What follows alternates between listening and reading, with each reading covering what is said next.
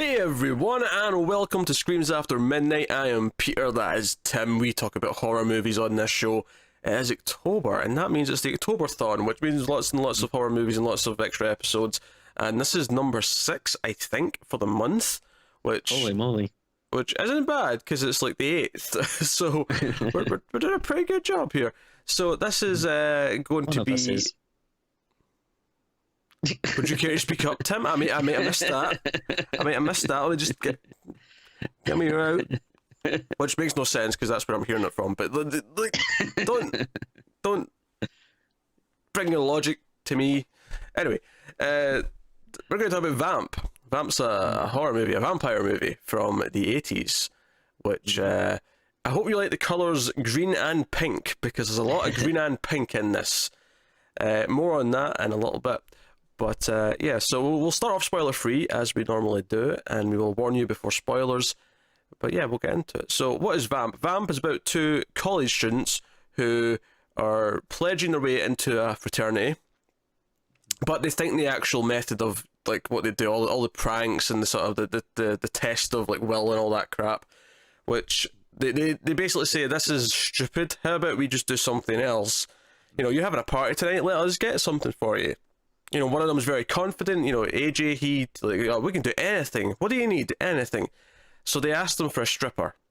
So the movies basically are 2 main characters driving off to this strip club in a seedy part of town, away from where their school is, to try and get a stripper. But lo and behold, the club is full of vampires, and that's basically the plot of the whole movie. That's it. So Tim, had you seen this before we? Oh, I saw it one time before, like probably, it's been a while, like maybe 4 or 5 years ago or so. Yeah, I'm kind of similar. A few years ago I'd seen this for the first time, but so I'll ask the question, Tim, do you enjoy Vamp? I freaking love this movie. This is fantastic. It is super 80s. It's pretty funny, but I don't think like I see a lot of places referring to it as like, oh, it's like a horror comedy, a sex comedy with vampires and blow. And I'd still put it pretty rightly a horror movie. Like, it doesn't seem any more like comedic than most like 80s horror movies of the time. I definitely wouldn't call it a sex comedy. I don't know where that comes from. Well, I think it has like a very like 80s sex comedy premise to sure, yeah, I can see that. But like once the vampires pop up. And yeah, obviously they go to a strip club and stuff, but honestly, for a movie where they're in a strip club for like half the film, there's only actually 1 or 2 boobs like on show throughout the whole thing. It's actually kind of a surprising lack of boobs given the premise, but I'm not complaining per se, but it's just that's what it is. But yeah, I mean, I like the characters. There's some really good gore and special effects, and like you said, there's lots of cool lighting and stuff. You know, I just bought the Blu-ray recently, and I think it looks fantastic.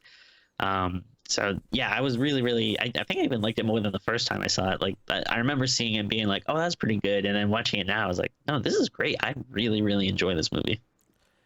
I like it quite a bit too. My only criticism would be that maybe the pacing kind of slows down a bit in the middle. But all the stuff at the start, the setup, them going to the club, them getting this like rich friend, or kind of, well, not really friend, but this rich guy who, like, they get him to help, so they borrow his car, but he insists on going with them because he's kind of lonely and he wants friends. And but he's also kind of tedious, so you can see why he doesn't have friends. Like, yeah, it is very sort of 80s comedy setup where you've got this trio and one of them's kind of a loser, the other 2 don't like to be hanging around. Like, you could almost take this movie, take out the vampires, and you could see how it would just go into a comedy. Like, oh, without a doubt, yeah. You could easily see how it would go that route if you just didn't go down that path. No, so I love all the setup. I love, like you say, the characters are pretty good. We sort of meet our female lead at the strip club. She's working there as a waitress.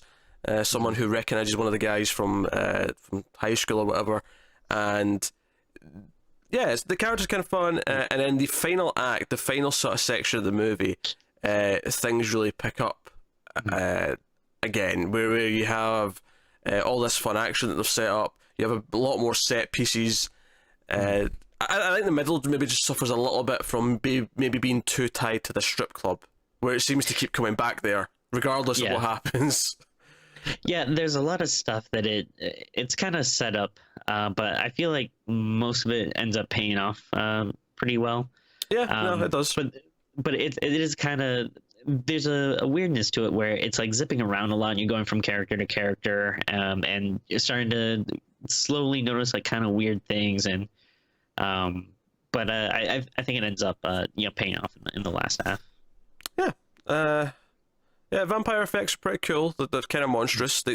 It's not quite what the hit television show Buffy the Vampire Slayer did, but it does have this kind of thing where they become a bit more monstrous. It's not just the teeth, the whole mouth kind of becomes something, and it does that kind of thing. It definitely plays up the idea of the seductive vampire. Our lead vampire is this very kind of sensual person, although some of the headdresses she wears in this are kind of ridiculous. It's like wire frame, like it's almost like a sculpture, some art, modern art piece that's sitting on her head at times. When she does her dance, it doesn't feel like a strip club dance. It feels like more some type of modern dance piece or something. Yeah, it feels super artistic, which is why I'm almost confused when all the men start going, "Yeah, that was great." Yeah, like, surely you want something a bit more traditional in a strip club. But I'm not going to judge. Like, yeah, whatever. Now the main vampire, I believe, is played by Grace Jones, which I have no idea who that is, but I think it's supposed to be someone like big, because every time I see this movie, it's always like, oh yeah, the Grace Jones vampire movie, or oh yeah, that movie with Grace Jones in it. I don't know if I kind of got the feeling maybe she's supposed to be like a supermodel from the 80s, maybe, because she has a very supermodel look to her. I don't know if that's accurate, but I think she's a singer or something. Okay, that would make sense too. She's on a lot of soundtracks on IMDb. That's the first thing that pops up when you see her name. Maybe that's her claim to fame. That's why she's always she's always the top build in this, which is weird because she's a big part of it, but she's not like one of her main trio who are like the main characters who are constantly on the screen and talking and have the developments. What developments there are.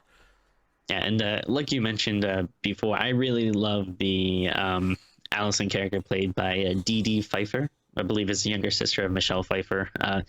She's such a fun character, and like I love that I think she's supposed to be like maybe kind of ditzy, but she never feels like dumb or anything. But she just kind of has this like kind of like peppy, positive attitude. Yeah, she spends a lot of the movie not realizing there's any threat, just being pissed at Keith, who's her main character. She's pissed at him because he doesn't recognize her, and it's just kind of this recurring game of her trying to like remind him while he's like gradually being more like aware of the fact that he's in danger and there's vampires and he's running around and all that kind of thing. We mentioned the pink and green, and you mentioned the lighting.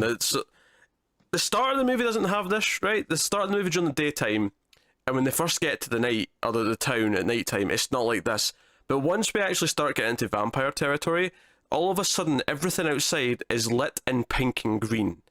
And usually both at the same time. Usually they'll be like half the street pink, half the street green. Even the sewer, when they go into the sewer, is like pink and green. Like one, half is pink, half is green. And it's like, this is so weird and stylized, but I kind of love it. Like, I love the audacity of just like, this is what we want this to look like. There's no reason for it. It's kind of like sometimes you talk about the source light, and what that means is just kind of like, where's the source of the light from within the context of the scene. And sometimes you cheat a little bit. Like, you'll have, like, say I had a lamp here, so you'd make sure I was lit from this side coming from up here, and even though the direction's not quite accurate because it's roughly in that side, in your mind it kind of fills in, okay, light's coming from that side, so it makes sense that this side of my face is lit. But when you start just pumping colours randomly at locations and people, it's like, okay, there's no reasonable place where this is coming from. It just looks kind of cool, and it's okay. And in a sort of goofier movie like this, it works quite well because it's not. You're not taking it super seriously. You're here to have fun. It's kind of almost pantomime at times. In fact, I'd probably say that there's a whole section in the middle where he's just running around from these other villains who are kind of chasing him around. And so, It's just it's almost like he's just popping out. It's like he'll run away for a little bit and then he'll pop out and there'll be another one on there just waiting, and he'll have to go back into the tunnels and he'll run away again, and it was almost Scooby-Doo-esque the way he was sort of jumping out, and then there was always someone there waiting for him. Yeah. That's one of the things I kind of love about it is it's not just a man versus like vampire movie. It feels like it's a man versus a town. Like it's not just him stuck in this one building fighting off vampire after vampire. It's like he's trying to get away and continually running into things, and it's almost like this whole town, which admittedly, probably mostly vampires in the town, but still it feels like a much bigger, thing coming at him versus, just this like one creature or whatever. Yeah. Also, the town itself has this kind of like, ghost town feel to it. It feels like there's hardly anyone else around here during the day, because it's just kind of this seedy part of the world or the city or whatever. Filmed entirely in downtown LA, I believe. Fair enough. I'll take your word for it. But no. So no, I think the biggest thing the movie's got going for it, maybe beyond its style and its characters, is just its sense of fun, where it is very much an 80s movie in the sense that it has that sort of whimsy about it, where it's like I say, it's not taking itself too seriously, but the characters, like the way things pay off for them in the third act, where you've set up these relationships, and then in one of the opening scenes we set up that Keith can use a bow and arrow. Bow and arrow. Yeah. Yeah. What am I thinking? Yeah. I thought I'd accidentally said crossbow, but I didn't. Oh. Bow and arrow. But it sets up that he can do a little bit of archery, and sure enough, towards the end of the movie, here's a bow and arrow. Oh my! And it almost feels like forced, because it's like you mentioned this once at the start, and there's been like no, like I feel like typically in a movie you would have the character like go to a competition or something like that, or use a bow and arrow multiple times, so that when it comes up at the end, it's like this big, oh shit, that's his superpower, that's his weapon of choice. Whereas here it was only mentioned once. I'm like, oh yeah, they did kind of set that up. Cool. Like, it doesn't overdo things too much, I guess is what I'm saying. Yeah. There's like a lot of good stuff where like certain characters and stuff he runs into, in the first half that might seem weird or out of place, and then end up popping back up in the later half. It's just really nice. There's a lot to it. It kind of like once things really get going, it's a really rapid pace. Like it's just like one set piece to the next, one like big action or whatever is seen to the next, and it's really satisfying watching everything kind of come together and fall into place. Yeah, there's also some really fun setups. I think some of the stuff it does in the last act is quite inventive in terms of how they handle just simple things like light, and I don't mean the pink and green light, and I'm talking about like using daylight against vampires and things like that. Or there's a really fun standoff between two vehicles at one point that has a pretty fun ending, and just it feels like it's always trying to do something with itself. It's not content to just do the basic premise, because you could have done this movie and taken out a lot of this wackier stuff, and you'd have a movie that works, but it wouldn't have the same character or the same kind of energy that it does do. But yeah, they definitely feel like 80s archetype characters. I mean, down to Alison's hair, and then Keith, like he's like typical 80s leading man who's not hunky. He's not like he's not a hero. He's kind of a goofball, but not super goofy. Mm-hmm. He's kind of in that sort of sweet spot where he's like, AJ is the one who's all confident and sleazy. Whereas Keith is more kind of like a bit more normal. You imagine him starring in, like, he's not one of the Coreys, but like you can see him being in License to Drive, or you could see him being in something like that. He has he's a likable guy. Like he's like, you can see him being kind of like a popular guy, but not like in an asshole jerky kind of way. Yeah. So no. So I think we'll give the spoiler warning. So full spoilers for Vamp from this point on, so we can get into the goods. So they go to the nightclub. Actually, we start about the friend first. We start about Duncan a little bit first, because he's kind of this over the top character who I almost actually miss the fact that they kind of ignore him for a large chunk of the movie. Like once they get to the club, they kind of forget about him, and he's just kind of around. Yeah, if I maybe have any complaints, it'd be that they kind of just I feel like leave his character to the dust. And Especially since up until that point he's very entertaining. Like he's this rich guy who basically barters people into being his friends for a little bit, and it's actually kind of pathetic and kind of sad. Where he's like, "Oh, if I give you the car, you pretend to be my friends for a week." It's like, "Oh, okay." Yeah. But then he's so kind of irritating and annoying to them, not to us specifically, but to them he's so irritating and annoying the way he keeps sort of like almost this phony, like pretending he's one of the guys and like, you know, constantly talking about things. But he's also full of shit because he keeps when those like sort of rough gang figures like come into that little cafe before they get to the bar and they sort of like intimidate them, he comes out of the bathroom and just makes an excuse and goes back in the bathroom to hide. But then after AJ's beat them all up, he's like, "Oh, they're lucky they didn't come out of the bathroom." He said, "I seen what I'd have done to them." Yeah, it kind of sucks because you know, as a nerdy guy myself, I usually tend to kind of gravitate towards the nerdier characters in the movie. So it would have been nice if maybe he had a little bit of an arc, or he didn't have to be like a focus or anything, but maybe if he felt like a little bit more part of a trio, because that's what it seems like it's setting up in the beginning, and then he's kind of quickly just kind of left to his own devices in the club, and then you forget about him for a good long time. Yeah, and then you think it's going to be a trio with two of the guys and then Allison, but it never really does. It kind of just becomes a pair between Keith and Allison, because you have Duncan, who's just kind of, like we say, he's kind of forgotten in the middle part of the movie, and then when he does come back up, it's just for the little twist that he's already a vampire, and it's like, okay, that's fine, but it just, I just hit my mic stand, I shouldn't do that, because that's probably loud, but yeah, so it's just the thing. But anyway, so they get to the strip club, and there's some build up. There's just some fun stuff with them being kind of out of place in this place. Like Duncan's like, talking about how in heaven he is, and he's like, "Oh man, like I'll remember this for the rest of my life." Blah blah blah blah. But of course, AJ, after they see Katrina, the main vampire, they see her show, her routine. He wrangles his way backstage, and because they think he's alone, because he went in first separately without the other two, they think he's a drifter. And because of that, that's the type of person they'll target because he won't be missed. So he's taken backstage for Katrina to kill, and she does, and she feeds, and it's a fine enough scene. It's kind of a weird scene actually, because he's trying to like sort of hire her to be a stripper for this party, and she's just basically starting to undress him and throw him down onto the bed and just do whatever she wants, and he's just like, "Oh, okay, yeah, sure, I'll do this." Not suspicious at all. The middle chunk of the movie is basically Keith not knowing where he is. He doesn't actually know he's dead for a while, not until he finds his body in a dumpster.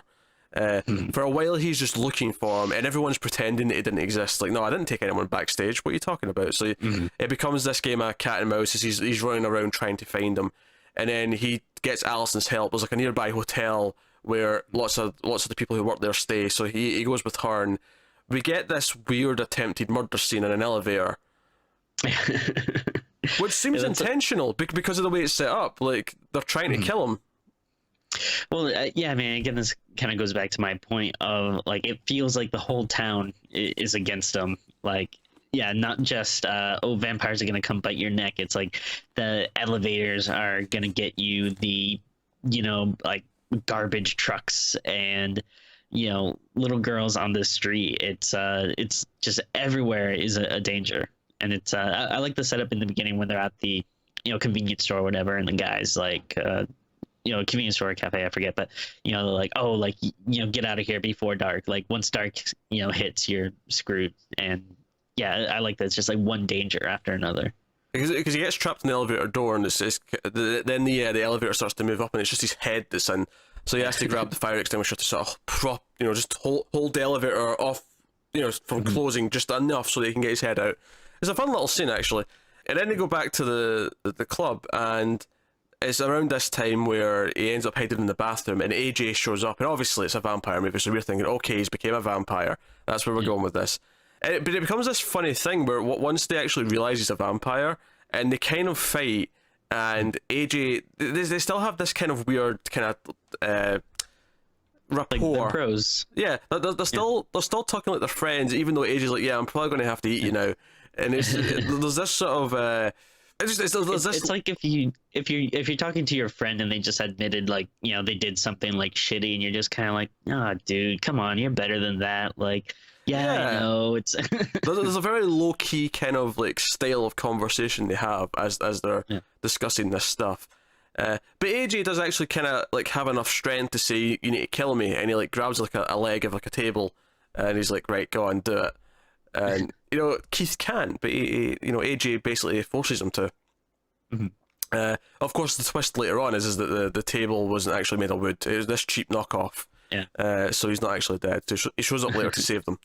It almost has like a almost Shaun of the Dead-esque ending with him. Oh yeah, I can see that. The way that he's still alive in the sewers, and he's like, "Yeah, I'll be down here, buddy. You just like you be up there, and I'll sort of follow back under here." And there's a good string of jokes. He's like, "Hey, I can do night school, and it's not too bad." And like, it was a nice little, a little cheesy, but I dug it. The ending. Yeah. So where the movie really picks up for me though, where I think it gets super fun is when they actually escape the nightclub, and he sets fire to stuff. Like everyone's trying to stop him. I love how Vic, who's like the guy running the place, like he's got this dream of going to Vegas, and he's always talking about going to Vegas, and he's like he's going to stop Keith. He said to him, "Look, you're not getting out here. There's vampires out there. There's vampires in here. You're screwed. Right? Do you want one?" He's like, "Oh, can I have one last drink? That's a tradition in Vegas." Oh, it's a tradition in Vegas. Oh, that's classy. That's classy. Like he's so impressed. He's like, "Yeah, have one last drink." But Keith like sets fire to the bar, and like almost immediately, Vic just kind of sits down and goes, "Well, yeah, I guess we're dying. I guess we're done." Yeah. Yeah, it's just over. But the Keith and Allison get outside, and this is where we get some really fun stuff. We have like I said, we had the standoff where they're in the car in the middle, and there's like a garbage truck in front of them, or behind them there's like a pickup truck in front of them, and luckily there's a car that pulls out of the driveway just in time for him to swerve. So the garbage trucks, like the big spike things that pick up the dumpsters, that just goes through the other truck. So it's a fun little action sequence actually. And they run around. They break into the store to try and get some weapons, and he gets the bow and arrow because he's almost going for a gun. And I was literally shouting at the screen, "What's a gun going to do? They're vampires!" Because it's not like they play it like in some movies they'll sort of be in a world that's never heard of vampires. It'll be like a new thing to them. Sometimes you have that with zombies as well. And you have it with werewolves where either the characters will know about the legend of these things, and there'll be movies in that world where they know them from. Or it'll be a world where they've just never heard of these things. There's no word for them. Like, what is a vampire? But this is a world where as soon as... It's actually when AJ pops back up. It's when they're talking to each other that he says you're a vampire, or I'm a vampire. That's the first time the word's actually uttered in the movie. I'm glad they do that, because it's always a little bit of a pet peeve of mine when they do no one knows what this thing is, kind of thing. It's I like knowing that these things exist and people are like, "Oh, I know what that is." Yeah, I actually kind of like that it doesn't come up until it's them having that conversation, because it almost makes it feel like this is where it settles in for both of them, that this is what's going on, because one of them has to admit, "No, I'm a vampire." And it's just a really good moment in the movie to have that realization, to have that statement where no, we know what's going on now, so from this point forth, this is a vampire movie, definitely. Not that it wasn't before, but just in terms of the characters and accepting their surroundings, it's kind of a big moment. So I kind of like this like, going back to sort of the whimsical sort of aspect, I like that Allison and Keith will fight about him not remembering her at the most inappropriate times. Like there's vampires coming for them, there's like cars coming towards them as they're trying to escape into a sewer, and she's like, "Okay, now's the time. Okay, I'm Allison. This is when we met. We were playing spin the bottle." And it's like, I was like, "Oh, your timing's great." But it's that bickering, it's that constant, almost buddy cop-esque kind of interaction as all the action's going down. It's fun. Obviously, they escape into the sewers and they find where all the coffins are, where the vampires sleep at night, and they end up like, setting the place on fire, and this is the whole thing. For some reason, there's like just barrels of like alcohol. I guess in the crypt. Yeah, especially since they don't drink booze. That's especially that's you know. Well, I don't know if it's alcohol or gasoline. It's some type of flammable liquid, but either way, it's like, what is this doing down here? Very convenient, I think. Yeah. Very convenient. I mean, you're having so much fun, you don't care. It's like, Oh, you don't. It's not taking itself seriously enough to sort of, take that out and be like, oh no, that's bullshit. Why is that there? But no, the bit I really like though, because Grace ends up popping up down there, and she grabs Allison, and there's this kind of a standoff, and Keith with the bow and arrow actually like he realizes that it's daylight because he sees light coming through one of the manhole covers a little bit, and there's like these wooden slates where most sewers have like proper concrete ceilings. Like this is a kind of a weird thing, but I've seen this before. If they're doing like construction, they might have a hole that they're working on, and then they place some boards so people don't walk on it during the night or whatever. Oh, that's fair. Okay, that's fair. You've given me a reasonable explanation, but he shoots out some of these slates, but they play it in a really fun way where he shoots out just the one in front of them. So it's a really dark sewer, but you see this sort of line of light coming through this beam, and it's like a barrier between them. And then he shoots out one behind her, so she's trapped, and she's trapped between these two lines of light in the middle. And it's really fun and inventive, and it's kind of like, okay, right, I clearly understand what's going on here. And then he shoots out one in the middle, and it makes her melt. So yeah, and I like that he's a very almost like kind of like nonchalant about it, but he has like a look on his face that's just like, all right, I know what we're doing here, and it's kind of badass. I think the way he does it, and then just seeing that moment of realization of hers that she's trapped in between these two things of light, and is pretty cool. And then again, really good special effects. Like once the sunlight hits her and she basically starts like melting, it looks really, really nice. Yeah, it's pretty cool. And kind of going back to him being a badass here, I mean, I don't think it's much of an arc, but I do think there was a bit of an arc there, because back at the start of the movie, when because we haven't even mentioned the criminals, because part of the reason why Alice and him escape at one point is because these criminals, this gang, who I thought were vampires at first, just because they look kind of creepy. The main guy is super pale. Yeah, what's his name? It's Snow. Yeah, that's his name. He's Snow. Well, it's because they call him Snowflake as a joke. Oh yeah, and I think they're supposed to be like maybe like punk rockers or something. Yeah, but they feel like they're supposed to, because they look like they're vampires that walked out of the Lost Boys or something like that. They feel like they're right out of that, but.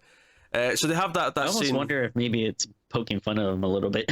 Yeah, maybe. But they have that scene at the cafe at the start, and it's actually AJ who deals with the situation. Keith is kind of like scared the entire time once the stuff goes down, and then after the fact, when they get to the nightclub and AJ tells them to stay outside in the car, Duncan like cracks a joke about, oh well, you could stay out here. We're not that far away from the cafe, and Keith is kind of like trying to get back in the car and it's not opening. He gets kind of scared and he goes in the club. Now, I don't think it's a big thing, but I do think there's a small arc there where, okay, he's kind of not a coward, but he's definitely a scaredy cat earlier on in the movie. And then by the end, he's kind of become this hero where he's like dealing with a situation. He's at least got the strength and the courage to fight back. Yeah. So. And I do love the scene too with the when the punks kind of encounter the vampires and the little girl comes flying towards the camera. Little vampire girl just comes flying at his face. It's good fun. Yeah, and it was a nice, like you said, I assume they were vampires as well. So it was a nice revelation of being like, oh, they're not vampires and they are about to get screwed. Yeah, it's actually if I have any complaint with that, is I almost feel like they were set up to be more important. Like given the cafe scene and then like the sort of chase scene where they're chasing them around the sewers, it almost feels like they're part of what's going on. And then I guess it's a neat little twist that it turns out they're just a separate thing, and the vampires are going to eat them. But yeah, maybe it might be nice if they had like one more beat or something. To give a little more payoff. But what I would say is maybe not anything before that, but what would maybe have been smarter or more fun is that after they get attacked, maybe the Snow, the head guy, maybe he actually teams up with their main characters. Like that actually puts them, puts them in the same boat as them, and it's like, okay, right, we have to work together now to get out of here. That would have been a fun twist on it, I think. Oh yeah, but yeah. So AJ ends up saving them again at the end, and he gets left in the sewers as our heroes get out the sewer and kiss and walk off. into the and street, into the daytime. a literal rainbow just like appears out of nowhere. I'd forgotten about that. You're right. A rainbow appears in the sky. Just in case you didn't think this was cheesy enough, they thought, oh no, we'll just put the rainbow in. Yeah, it doesn't bother me, but it is kind of like, I don't know if that was necessary. Yeah, maybe one step too far. The happy music as they're walking off into the distance was probably enough to set your point home. But hey ho. And I also like the little running joke of Keith not being 100% sure if Allison's a vampire or not. Yeah, because actually, I think the time that came up the most for me is it's when they're in the sewers at the end and she disappears and her purse is on the floor and he goes looking. I thought, oh, she's going to jump out and be a vampire. Like, you know, like, but then it turns out she's not. Which, I mean, I was glad because I liked her a lot and I was me too. for her. Because she's working at the club, because they mention in the movie earlier on that she's the new girl, so you think, okay, she's just new and she doesn't know about any of this shit yet. But that could also, she could also just be a vampire and she's pretending the whole time. Yeah, there's like they sprinkle little things throughout, like when they're leaving the weapons store and they have one of those like security round cameras up top and you just see Keith in it. You don't really see Allison's reflection, so you're like, ooh, I don't know if that's but then I just think it's kind of cute at the end when he's like opening up the manhole sewer and he's like, hey, can you come look at something? And then you just see the sunlight hit her face and he's like, ooh. And I said, oh, I don't know, that was kind of cute. I like that it still hurts her a little bit though, because it's that bright light when you've been in the darkness. So she's like, geez, man, like, what are you doing? Of course, it is that brief little second though that gives the last dude enough time to pull her back down. But that's true. But that's when AJ comes and saves the day because he's still alive, and apparently he's going to be a vampire down the tunnels. And I don't know how he's going to eat. Like, is he going to like bring pigs for him or something? Throw pigs down into the sewer so he can feed off pigs? But that's what I was wondering. If they're going to have like some relationship like that where he comes by every night and like gives him some type of blood from somewhere or something. I can see something like that. I don't think the writers thought about what the longevity of the longevity of the ending was. It was just kind of this fun, goofy 80s ending where it was kind of happy and everyone. Because I feel like there's some horror movies where you don't know if there's going to be like a sort of happy-ish ending or if someone's going to survive. There's some where you know the whole time this is going to end in the most miserable way possible. This is a movie where it never felt like there's no way this has anything other than a fun ending. This is always going to have a happy ending where our main characters are going to be good. And you could maybe argue that takes away from the suspense and the stakes of what's no pun intended, but in this movie it kind of works because it is light and fun and it is kind of this. It's more of a fun ride than it is actually scary. It's never scary. It's never. I would never even say it's tense. It's not really going for that. It's going for more kind of your Peter Jackson kind of schlocky. Let's have fun with the suspense and jumps rather than actual dread. Yeah, it's a nice fun ride. It doesn't want you on the edge of your seat, sweating, being worried. It's just a nice like sit back and enjoy. And I think that accomplishes it 100%. It's just really fun, really charming, looks great. I would say it was way too long in between viewings for this. This might become a perennial Halloween favorite for me. There's like probably about every October we watch a lot of horror movies, but there's usually like a good 5 or 6 that I like to. I want to make sure I watch this every year, and this might actually become one of those because it's just a lot of fun, not a heavy watch. I'm really surprised at how much I dug it. It holds up because like I said, I'd seen it a couple of years ago as well, and I remember what the premise was, but I'd forgotten kind of the tone and the style and like how fun the characters were, because I think that's the biggest thing is the characters are kind of fun. They've got those 80s like archetypes down to a T, and if you're into that kind of style of movie, if you like the 80s kind of style of like just fun, like no stakes movies, like I think you'll dig this a lot. Like if you like the style, if you like the idea of everything being pink and green for the last half of the movie, you're probably going to be into it quite a bit. And it holds up. Like I say, I have some complaints, some minor complaints, but nothing huge. There's a lot of fun stuff as well, where Keith accidentally eats a cockroach Because that's what Vic eats in the bar. And even the way it starts off with this is all this monastery music, and it's like all these guys in hoods, and these two are being taken to be hung. But then it becomes clear it's just a fraternity initiation thing. And then the actual tone of the movie comes in, because at first it's a vampire movie, maybe it is going to be all kind of gothic and all this. It's sort of like teasing that expectation. And it's like, no, it's actually going to be a goofy 80s movie. You're fine. Yeah. It's going to be sort of upbeat kind of rock music. It's going to be pink and green lighting. You're good. And I love the scene where like Keith has his breakdown, where he just kind of like lists everything that happened to him that day. He's like, I was almost hung. I ate a cockroach. My best friend died. An elevator tried to kill me. I just like that moment of like, like, God damn it, when is this night gonna end? Yeah, because he says all that stuff and he just says, I've had a bad day. Yes, you have, Keith. Yes, you have. Dear. But no, super good fun. Like I think like there's some horror movies where I'll talk about Halloween. Oh, it's a masterpiece. It's nothing but pure suspense and like mastery. There's nothing masterful about this movie. It's solid fun, and that's okay. That's a good thing. So yeah.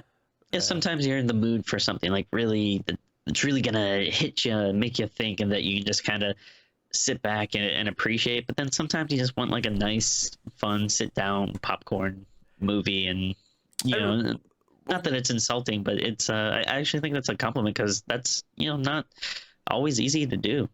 And we've mentioned the characters, but we've not really said too much as the cast. The cast actually do. The cast are a big reason why this is a lot of fun, because they all have this believable kind of, well, maybe believable is not the right word, but they play up their characters. Like I say, it's almost a little bit more pantomime than it is going for that grounded realism where you have like Chris Makepeace playing Keith, like, and he does it with this kind of doe-eyed 80s kind of like goofball kind of sentiment to it. Yeah.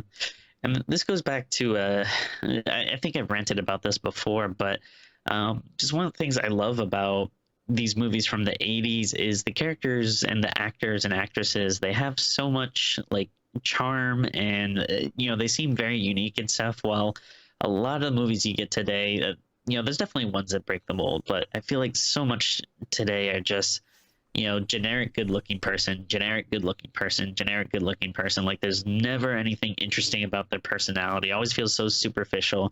And when you watch this, you like get senses. I mean, yes, these people are good-looking as well, but but I feel like they're more unique, and I don't know, have a higher level of like charm, and you feel like you get a little more sense of their personality than some modern movies. Well, I think 80s movies in the past have went too far with it, and we talk about stereotypes and archetypes and how they just fit into their mold, right? Movies got really complacent doing that at this time period, whereas now the thinking is the opposite. They want people to be a bit more grounded, I guess, so people can relate to them a bit more. And I'm specifically thinking of horror movies when I'm talking about this. Right. With like supernatural movies and stuff. But you go and watch the first Ouija movie, for example, or whatever, or Friend Request, and there's like almost no characters in those movies. They're just blank slates. Whereas this is a bit more cartoony. They're like an Instagram photo come to life. Yeah. Whereas here they're not deep characters, but they don't really need to be. They're just fun. They're basic, and the actors play them with, like, say, whimsy. I've used that word quite a few times in this review, but it is just a bit of whimsy, and that goes a long way to just having some fun. So.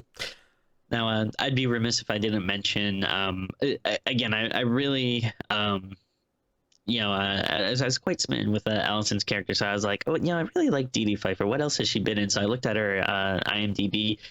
Did you know that she was in a movie called AVH, Alien versus Hunter? I did not, but I can believe it. I believe that was the Asylum knockoff of Alien versus Predator, if I do recall. Oh gee, yeah. I know I kind of want to watch it now, but she's been constantly working since then, though. She's been on a lot of TV shows and stuff. She never made it super big though. Or Big Sister took all the Yeah, Took all which the is fame. a shame because again, I haven't seen her in much else, but I think she's super likable and charming in this movie. That's there she is. She's kind of that 80s girl who's kind of the yeah, 'cause she's kind of the popular girl, but she's not the bitchy popular girl. She's kind of the oddball one who would go with the kind of weird guy that is our hero. Yeah. Yeah, and again, I feel like in other movies, she might have been played up more as being like kind of dumb or ditzy or anything, and she's not. She's just very. I feel like she just has a nice positive attitude amidst all this horrible stuff that's going on. Like, yeah, just to you're running for your lives, and to just kind of stop and be like, all right, listen, I'm still mad that you don't remember me. I found very endearing. Oh, oh. So no, Vamp's good fun. So I guess we'll get to the ratings of Vamp. Timmy, what would you give Vamp out of 10? Again, I just really really dug this and had a lot of fun. And it's weird. I haven't really been planning on this, but for some reason last week I watched a lot of zombie movies, and this week I started watching a lot of vampire movies. I don't know if just strange moods I'm in or something, but this really hit the spot. So it is, it's not perfect, and like we said, it's a little more, it doesn't have the depths of some other like classics and stuff. So I was thinking 8.5, but I don't want to go that high because I feel like that's saved a little bit more for something that maybe hits you on that cerebral level. So I'm going to give it an 8, though. Still very high, very, very fun score. Yeah. I'm going to go with 7.5. That's where I'm landing on it. I think it probably would be an 8 for me. I just feel like the pacing in the middle does kind of just slow down a little bit. Yeah. Just it's sort of, it rubber bands a little bit, where I think the first act super fun, the last act is super fun, and the middle act's got nothing wrong with it per se. It just feels like it slows down just a little bit. Yeah, definitely. So yeah, that'd be my main critique of it. And I want to mention as well. I mentioned some of the actors, but I want to mention Sandy Barron, who plays Vic. He's the guy who runs the club. Yeah. He is such a good character actor. The way he just sort of like embodies this kind of sleazy club owner who's he's announcing all the girls as they come on stage. He's kind of like covering all these things. The way they come into the club at first, and he's like, "You got ID," and he just kind of looks at their wallet to see there's money in it. He's like, "Oh, that's good enough," and you go. Yeah, he's really good. I love the dynamic of all the characters, like the big guy with a cigar, who's like the bouncer.